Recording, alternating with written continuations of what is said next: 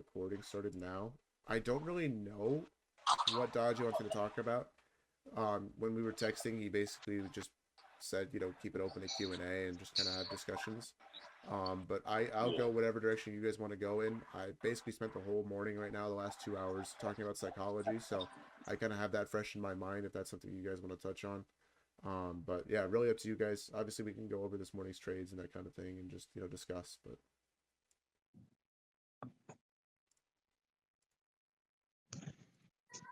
Yeah, I got two questions. yeah, for sure. Um, for the 10 a.m. reversal model, I've Yeah. been kind of looking into that reliable, and I want to know, is the 9:30 wick always the draw, or can it be some Um, other thing? it can be some other thing for sure. Basically, you're just looking for reactions at liquidity usually around 10 a.m. Like 9:50 to 10:10. Well, So often, 10:10 is the cutoff time. yeah. Often, what I've used is like session liquidity, previous session liquidity. So like London high, London low. That's a good area to look for like 10 a.m. reversal.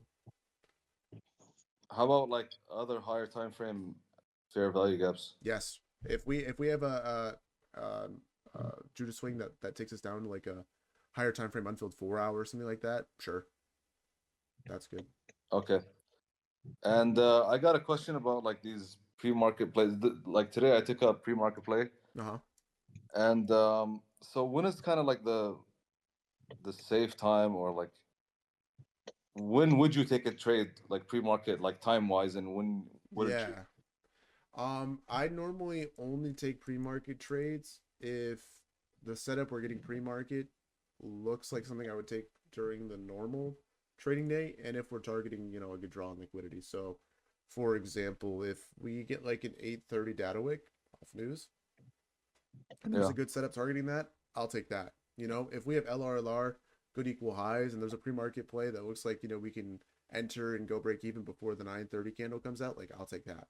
Um, but if we're trying to force a pre-market play, like for example today, I didn't really like this at 9:11 because the gap just isn't that obvious. But like I could totally understand why, somebody else might consider taking it.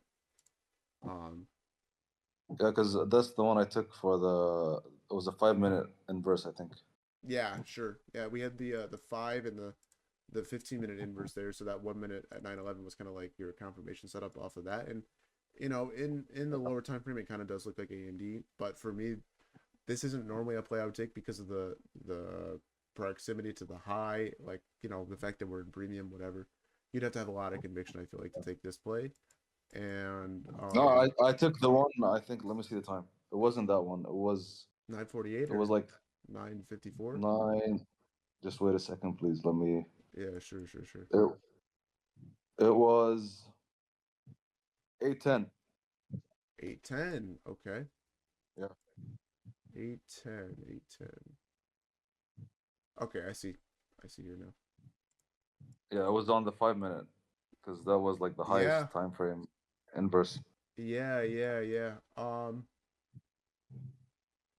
The only thing I don't like about 8:10 is the Yeah. delivery there is a little funny, but if you look at like the 30-minute, I guess it's valid. So sure, yeah, that Yeah. 5 minutes good. All right. Okay. Yeah, that one looks And like a in deep enough terms, retrace. Like that looks like discount. So sure. yeah, and so like for makeup for pre-market plays, Mhm. so would you say the cutoff time is like 10 minutes prior to open? Would that be like a good rule to abide by, or? You could take trades all the way up until like the minute before open, honestly, because usually what Dodgy said is open will cause us to expand towards whatever liquidity target we're meant to hit. So if you're taking a trade that's positioning yourself towards liquidity, 9:30 will usually just Yeah. cause price to expand toward that. So it's really up to you and your risk tolerance. Obviously, like the setups that you'll take have to be a little different than what you would normally take with the IPG model. If you're going to take a trade that close to 9:30, you want something with hard Yeah. risk, right? So like let's say we get this trade at 9:29, or 9:28, right? This trade you're only gonna have Yeah. 18 points. So if the 9:30 wick, comes down and runs out this low, cool, you only lost 18 points. But if we get like a nice expansive candle off 9:30, kind of like we did here 9:48 or something like that, like your money, right? Like you're good. And if we're targeting good liquidity there, that's often what will happen. So that would be the only change I would make. Not necessarily about the timing of when to enter, but just making sure that your risk isn't too high. Maybe you take the trade half size, or you try and find a way to tighten up the risk on the position. You don't want to enter a trade right at 9:30 that has like 50 points of risk, right? Okay. All right. Thanks, man. Yep.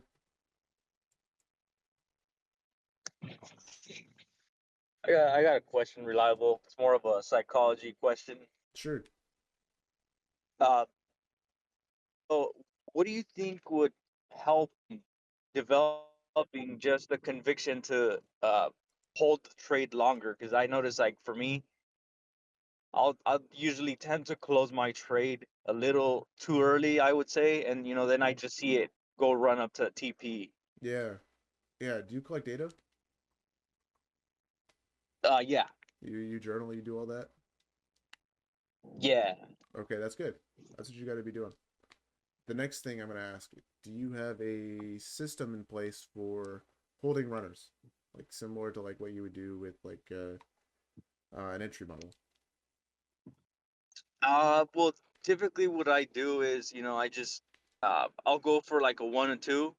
Yeah. Uh, that's just kind of like my default. Uh, Once I see, we're 10, 15 points up, then I'll go break even. Hmm. And then that's when, I notice I begin to get like really emotional about it and just Yeah, don't want to see it retrace back down and take me out. sure. So we have a defined system in place for, what to do in our model, right? We have, obviously the basics for the entry model, which is like liquidity sweep, singular gap, V shape, whatever, right? And that's all good Yeah. and dandy, right? For going to break even, we have a setup, right? So when we hit that ITL or ITH, we have, we run into a gap. We call this roadblock or whatever. Or if it just like makes sense to contextually, right? Context dictates we go break even. So, um, right, we have that system kind of in place. Now, as far as holding runners, what I like to do is identify areas in price where basically we should not violate that area if we're going to remain bullish or bearish. So what do I mean by that? If we violate, you know, bullish OB plus FEG, right? That's an area where we cut. So until something like that happens, there's no reason to try and like move your stop up or go to break even too early or feel any type of nervousness about the trade, because what you're doing most likely is you're looking at the 1 minute chart and you're seeing a healthy retracement that's coming back to balance and inefficiency, or come back to tap an OB or whatever, as like the end of the world, like the trade's going to come against you. when when you're already at break even at that point, none of that should matter. You're risk off, and what you're watching is just noise. So it might be better to then go up the time frame and look at like the 5 minute or whatever, and just do analysis on something else. Look at like maybe the confluences against your trade here. Look to see if like opposing liquidity is setting up to be like a conflicting draw, or something like that, right? In the moment, instead of focusing on like the 1 minute candles that are forming in live time, right? Because getting caught up in that and just focusing on that noise is often just going to like cause you to become emotional. And as long as you have a system in place like I have for holding runners, if that system is continuing to hold, then there's no reason to be nervous about a position, right?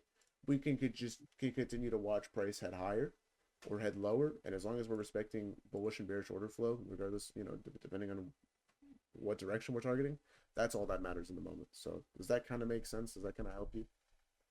No, yeah, for sure, man. Yeah, the whole fact that just, if I enter on the 1 minute time frame, to just continue to look at that just kind of what, sticks out from what you mentioned. And for sure I gotta, move away from that one once I place my trade and just kind of let it play out. Yeah. And the problem is too is for some of you, right? Like decision making plays like a huge part in what we're doing. So like whenever we're taking a trade or we're analyzing or whatever, we're making hundreds, if not thousands, of decisions all morning long on every single 1 minute candle or whatever, and that can become very fatiguing So by the time that we've analyzed, we've found our entry, we've picked our sizing, we've done whatever, you might already be decision fatigued at that point. And so now you're having to manage a trade that you were in a good mindset in, you were thinking analytically, you were whatever, to now being reactive in the position. And when you get like that, you're going to end up stunting your profitability because you aren't able to think as analytically and as clearly as you were when you initially entered the trade. So that could be something that could be affecting you as well. There's a lot of things that affect decision fatigue. That can be like potentially, emotional things regarding, sizing and, FOMO. Maybe you missed a trade earlier in the morning, or you got break even a bunch, and so you're already running on fumes. And then when you enter the trade, forget it. That was your last, moment of clarity, your last, good analysis, and now you're just like being reactive. There's not a whole lot of thoughts. It's just based on vibes and emotions and what you're feeling in the moment.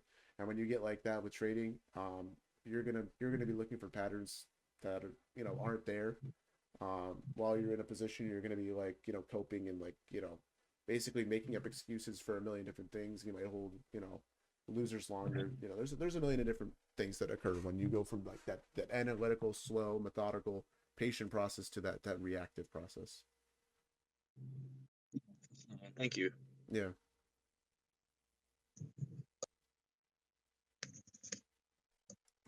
Sorry if I yapped for an awful long time there, guys. If anybody else has any questions, let me know.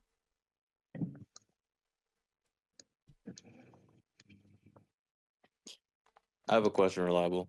Sure. So if you were to buy like a new 50K tomorrow, let's say on Apex, Sure. how would you go from 0 to getting consistent payouts on it in terms of like managing your risk, building a buffer? How big Yeah. of a buffer would you build? When would Yes. you take your first payout? All that stuff, because that's kind of where I'm at right now, and I'm kind of um trying to build a plan around that, but I'm not sure where to start.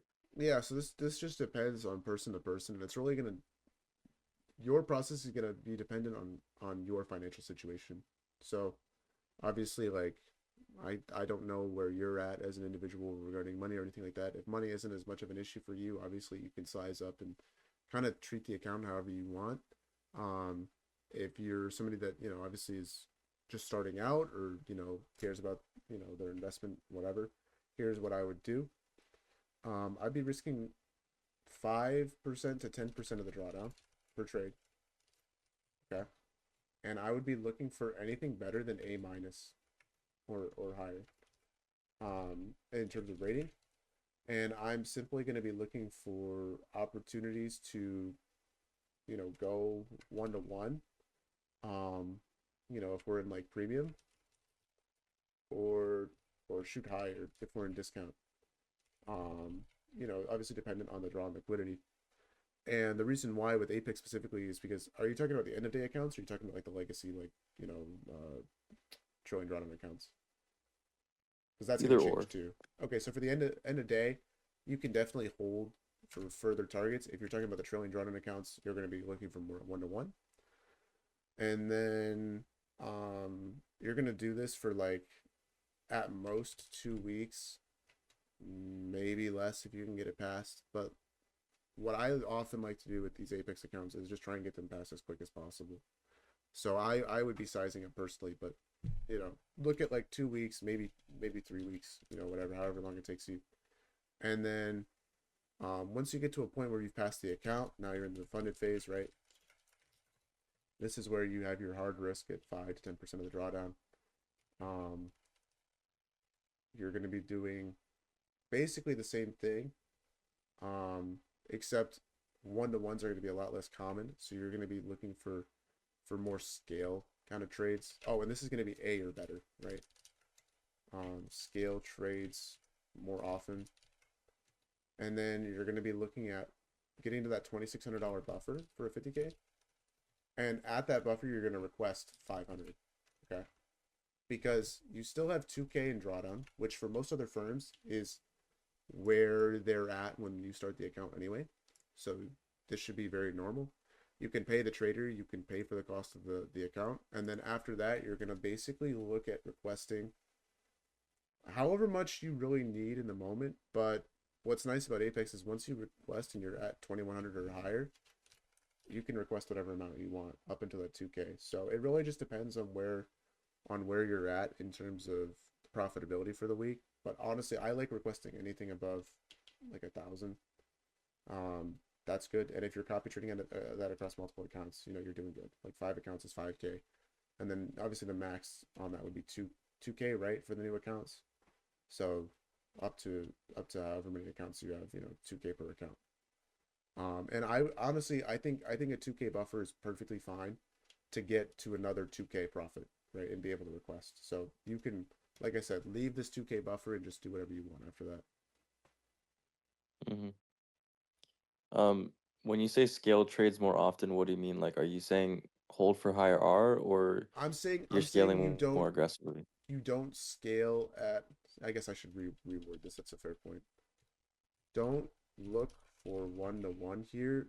Like, look for higher RR scale trades, right? Like that's really what you're looking for here, because those types of plays allow you to basically be the most profitable you can be um in a funded, because with this on this one to one sizing, it's normally when you're risking more, right? But you're not going to be risking a whole lot in a funded. You're going to be risking less, 5 to 10%. So that's where like the benefit of like being able to hold trades longer comes in, because you can find opportunities to hold trades for 100 plus points, and that's $200 per micro. Um, and that's going to be really gets you to that buffer, and not so much about like the 1-to-1. Like 1-to-1 can be good, but at most on a 1-to-1 you're going to only make $200. And honestly, I'd rather hold positions longer and get like maybe $400 out of a trade versus just 200, and take one trade a day that way. Hmm. Yeah. Do you personally scale heavier as you build the buffer? Yeah. So right now on my Apexes, I'm at $3,500 buffer, and so there on those accounts, I'm risking about 300 per trade. So I still try and Okay. keep, 5 to 10% drawdown as the limit that I use, but I increase my risk as I build more of a buffer, and that just allows you to like basically exponentially grow those accounts, right? That's kind of the point. Um, because then you can take even bigger and bigger payouts, and I'm going to use the same philosophy with the elusive lives. I just, I'm just taking the time there, but yeah, while you're in the buffer, you want to only be risking at most 200 on most funded accounts. Just because if you risk more Gotcha. than that, there's a tendency that people have to take on more decision fatigue, right? And we talked about that earlier, how the worse your decision fatigue is during the trading day, the more likely you're going to be going into that reactionary decision making process, and that's where you see blowups and people, revenge trading and that kind of thing. Right. Okay. Thank you, man. Yeah,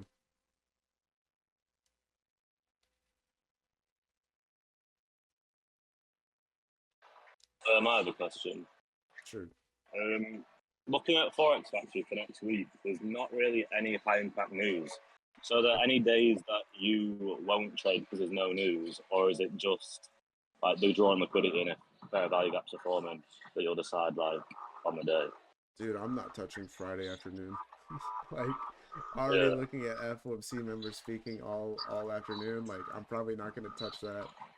And then I'll yeah, probably trade the rest of the week, Tuesday through Thursday as normal.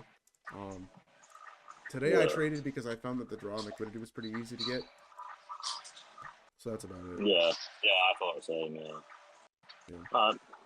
Thank you. A lot of my thought process behind taking a trade on a specific day is just looking at the quality of the draw and seeing if that makes sense. If we have conflicting draws, or we Yeah, find draws overnight, I'm probably not going to take a trade. And it has less to do about like what news we have. News events just give us a guaranteed draw, with that data wick most of the time. yeah. Okay.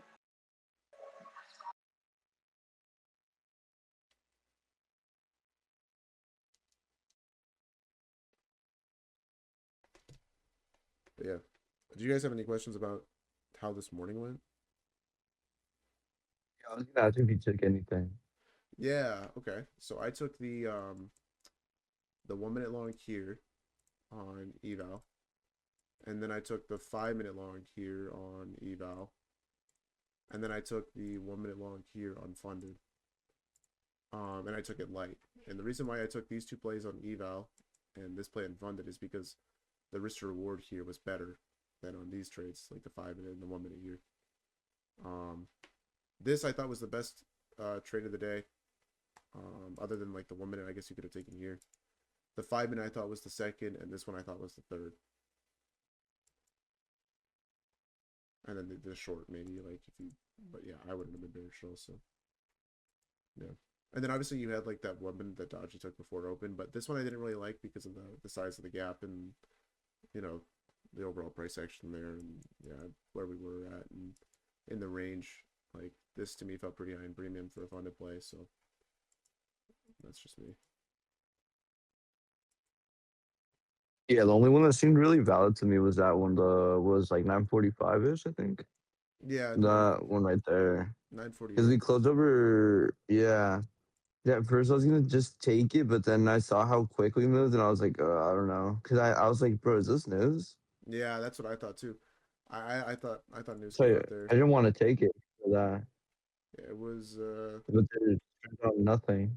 I don't know. Or It it was could have been the Iranian one, maybe. maybe. I just don't think it was that. I don't know. It did look like a data candle, so I was like, I don't know if I don't really want to take this. Yeah. At this point, I like this 1 minute long because we were inside the macro. We retraced 50% of this leg up, Yeah. and we I we think had the Tyler obvious took it. draw at that point. That's why I thought this was the best play of the day. But I took it on eval obviously for the risk to reward, and I wasn't sure if we were gonna go Yeah. up to that high in one go, but like this would have kind of been the idea for the risk. And then honestly, like if you would have held it for this, it actually wasn't too bad. It was 2R, but um I don't know. I like this play a lot more because I knew I could get a lot more profit out of it. So 18 points of risk, targeting that previous day high. I mean, that's what, almost 4R? No, more than 4R. So, you know, you hold a runner and you end up making overall more than the profit for just this one trade. And I don't think I would have held a runner past this high because we were inside of that 15-minute gap on the left. And the only reason why I would have held a runner in this scenario is because we closed above the 15. So that's The 15-minute BPR to the left. yeah, this one. Well, not the BPR, but just the gap. Oh yeah, yeah. I'm talking about one. There was like a BPR below us. Yeah, are you talking about? I think I know. I think it was This on one the here. 15. It was like way lower. I'm pretty sure. Yeah. Yeah. This was the idea. I'm guessing as to why Ryan took this trade because basically he's just like, okay, this is a confirmation setup. We'll just take this, try and run it. This to me looks like LR. Yeah. By the way. Pre-market setup was really good. It looks like we're setting up liquidity to the downside. Maybe that's just me, but I don't know. What do you guys think? Those look like it too. 1, 2, I 3, just hopped off the 4. charts at like 10 Sure. after that. I I was wouldn't. like, there's not going to be a better setup after that. I was off. Yeah, no, that's fair. I wouldn't feel good about taking a short here to run this LRLR because we inverse the 15-minute up, but like, I don't know. I feel like right now, conflicting draw, we could see this get ran, and then maybe we get a long again to target previous day because I think that's our ultimate target for today's previous day high. Well, yeah, thanks for the questions, man.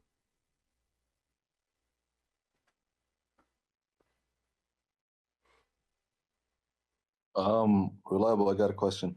Mm-hmm. So today's draw was basically to fill the new week opening gap, right? Yep. Do you always aim to fill it or just retrace to it, or how does it? What's your process usually? Usually fill, unless the gap isn't that big. But like on a gap like this size, yeah, fill it.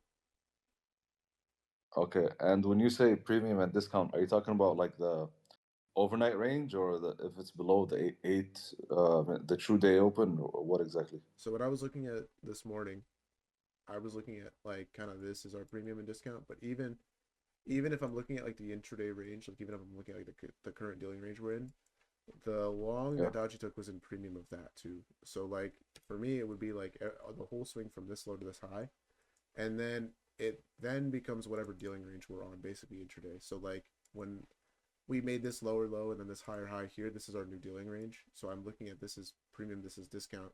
We get to retrace the discount and then the long off of it. And when we have a lot of momentum in a macro like this, I'm willing to take a position in premium like this because I know that we'll use the macro usually to run liquidity.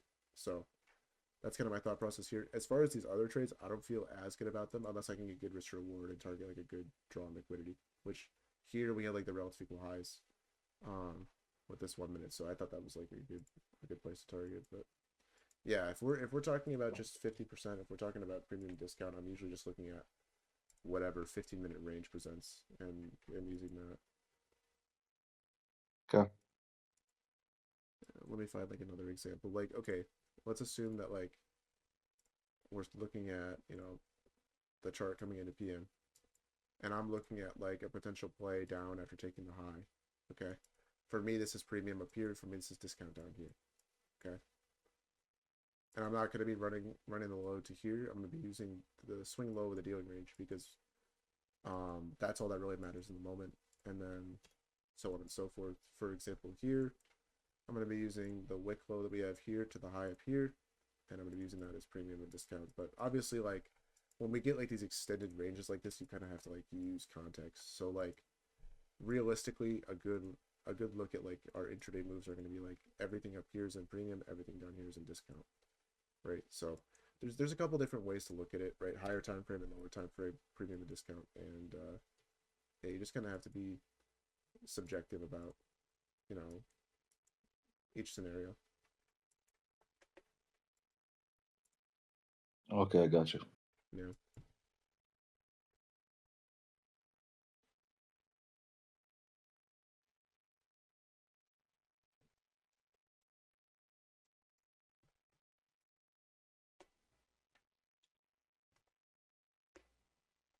How long does Dodgy normally run these classes for the hour or for 30 minutes?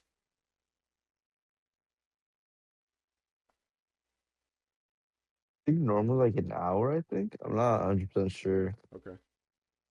Yeah, I don't know.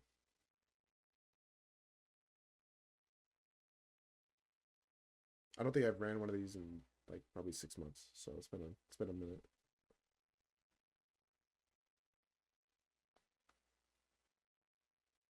Did you guys have a good weekend? Anybody do anything exciting?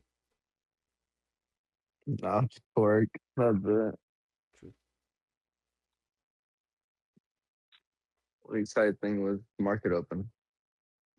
Yeah, exactly. You think we're gonna retrace with all these with all this news after the pump?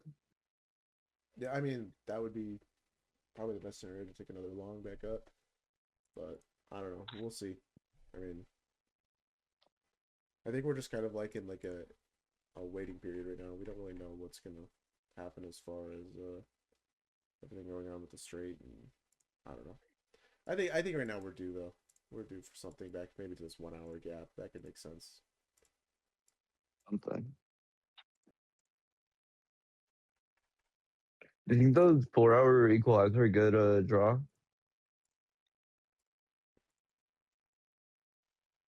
These ones?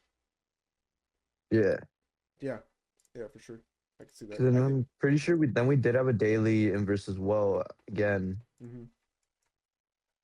over the what is the void? Pretty sure. Yeah, over that void. Oh Sure. shoot, I didn't even see we retraced. Yeah, yeah, we came back to the daily gap and had a decent move off of it. Dude, how is Microsoft doing today, man? It's just been the biggest piece of shit since I bought it. Oh, okay. Wait a minute. Oh, I remember you told us to buy that you were gonna buy some a while ago, right? Yeah, okay. Well, finally it did something. Yeah, well, whatever. How's Bitcoin doing? I have like I think like 70 shares of IBIT right now. All right, down 2% over there, whatever.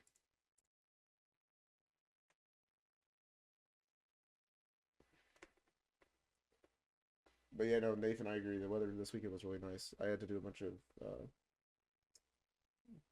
work on Saturday at my parents' house.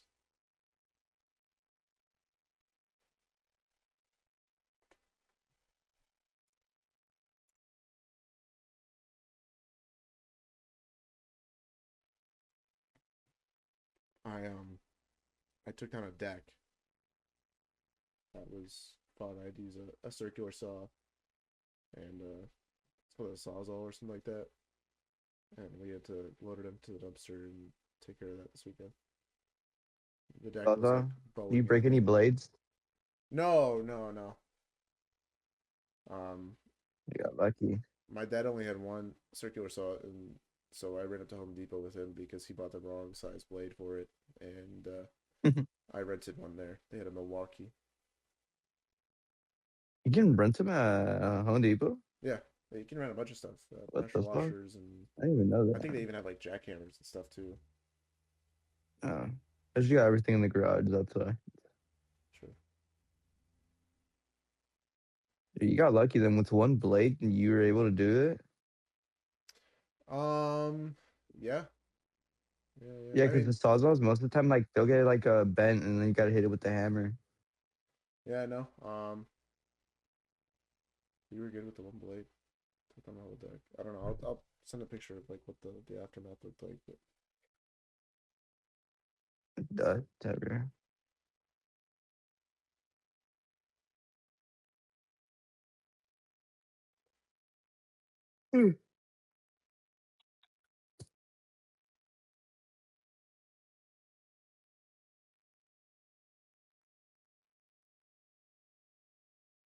Let me read some of this. Wait.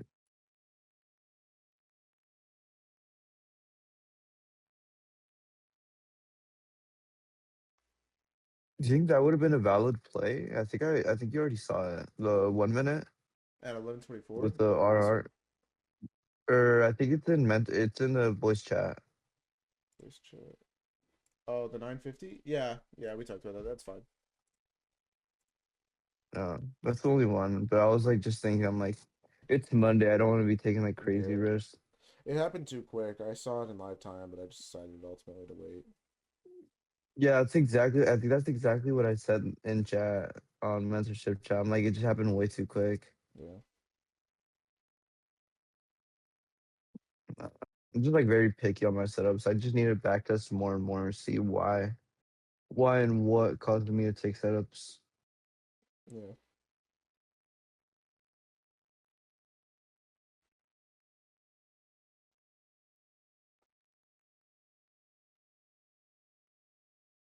So yeah, that. Yeah, I guess I'm coming through still, but that first picture there was kind of how, like, what progress my dad had made before I got over there, and then obviously the after.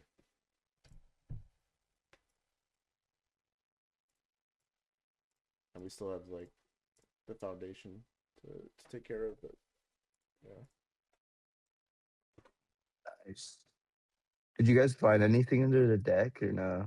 Bunch of like old soccer balls and I don't know, Yeah, I stuff could. like that. You could see like the You erosion from the water that came off the house there just completely wiped out yeah. all that dirt there, and the foundation's exposed and whatever. So that's kind of why if you look in that first picture you can kind of see like the deck is starting to bow in the middle.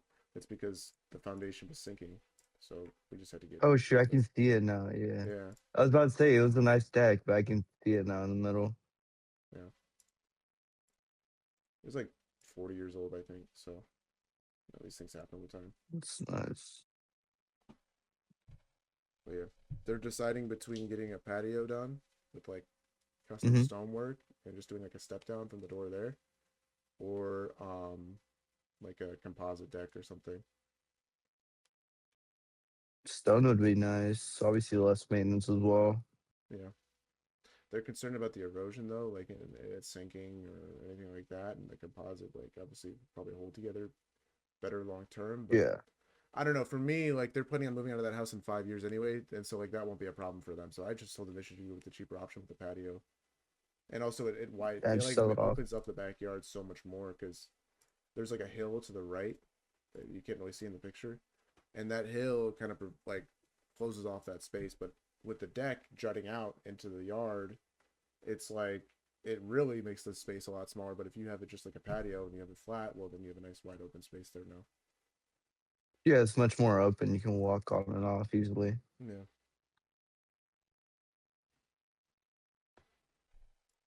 And then there used to be like railings and stuff that went around it too, but obviously those were taken care of first. So we have this 1 minute backup here. Obviously,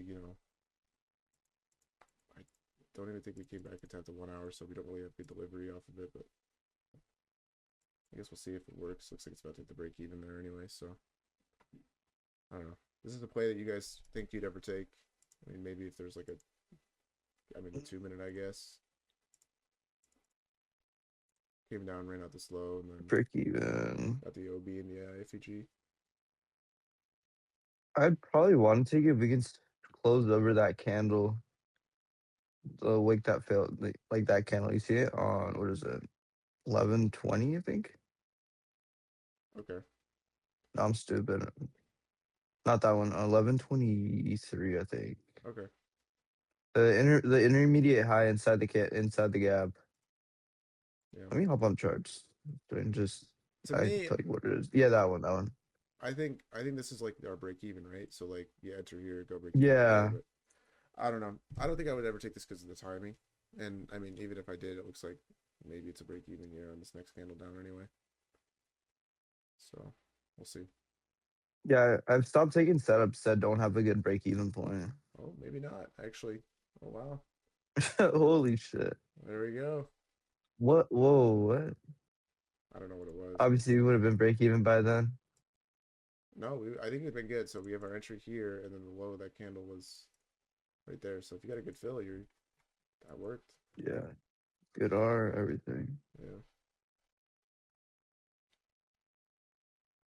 We're not even, are we in lunch right now?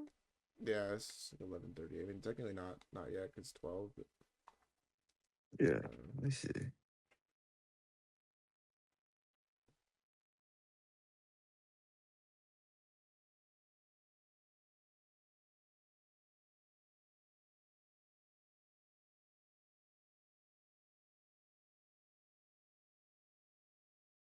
Thank you.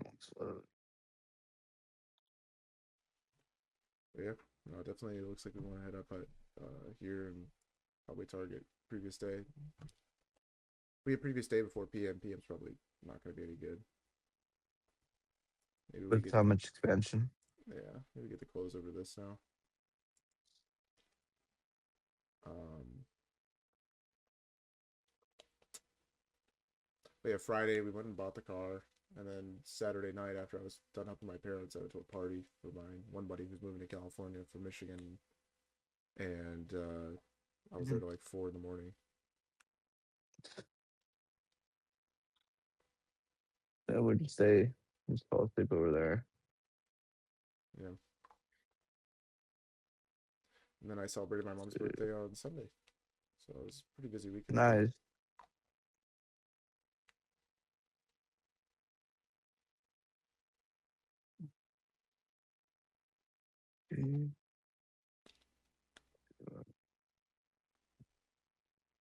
The setup you definitely would have scaled at what 351.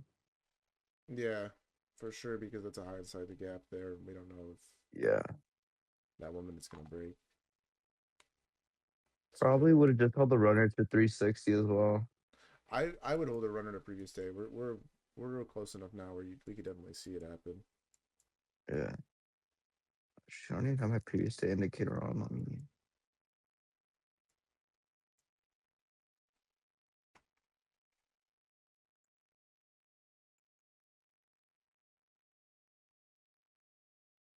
Oh yeah, true. You could have.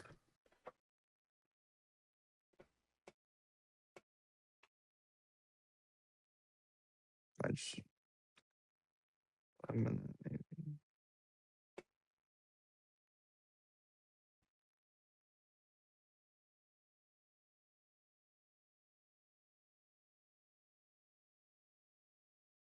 Give it closure over the void as well in 2 minutes.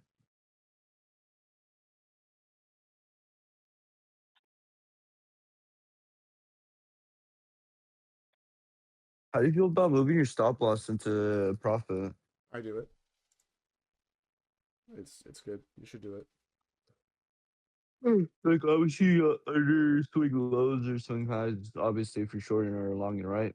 Yeah. So what I use is just, you know how I have like my conditions that I have set, right? Where like these are Yeah. places in price that we should respect it for to remain bullish or bearish. That's where I'm setting my Yeah, I was about to profits say with. that.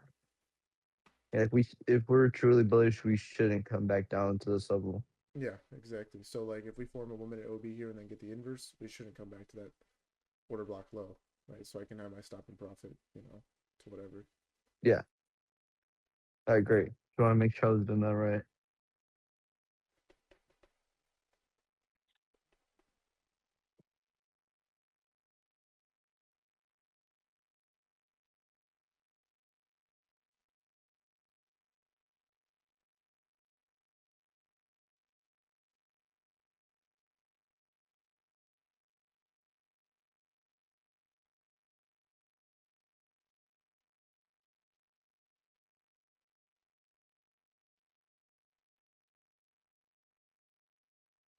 Yeah, I guess break even after the scale there.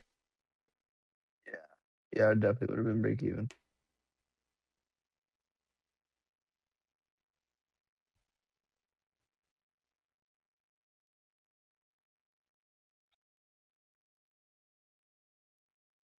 Do we not have any good news this week? I forgot to check. No, we have nothing. Like actually just nothing. What the fuck? That's We great. have PPI tomorrow, but that's it. That doesn't really. And 7:30, or I don't know if that's my time. Wait, 7:30. Is it 7:30 or is that just 8:30. messed up for me? 8:30. Okay, it just messed up. 8:30 PPI. That's not really giving too. Yeah. Wednesday. Un- unemployment at 8. GDP. Yeah. There's nothing. Uh-huh.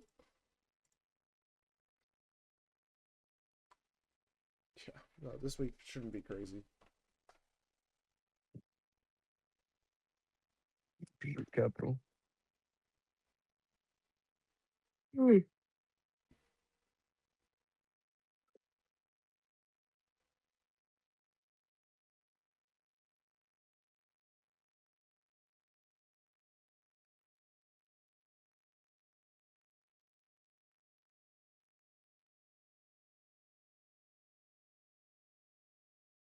Is there any like key levels or key targets you want to see get hit throughout the week or not? I was looking at like this daily high up here at 460. That's about it. Maybe equity really start to expand 703 or 705, whatever that is up there. But yeah, 460 is just a short term because I believe it's a high inside of a 1 hour. Yeah. Mm-hmm. No, yeah. 4 hours. Well,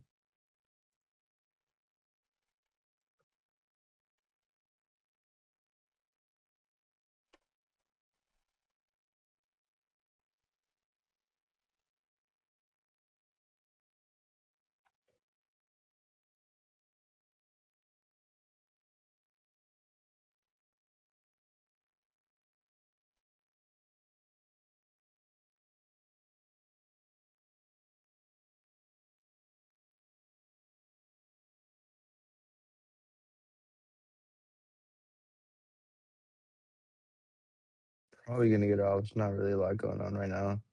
Yeah. No, I'm thinking about doing the same here, but I didn't want to cut off the Yeah. thing too early. But it just seems like you and I are talking, and it's not really too much questions going on or anything really to talk about here. So yeah, I think I'm gonna If wrap I up have a here. question, I'll probably just DM you. Sure. Yeah. Same goes for all of you. So yeah, if you guys have anything that you think All of right. in the meantime, just send me over a DM and I'll get it answered, obviously. But yeah, I'll wrap up here and I'll catch you for PM if you guys are gonna be there. All right. All Thank right. you. Yeah, I'll probably hop on.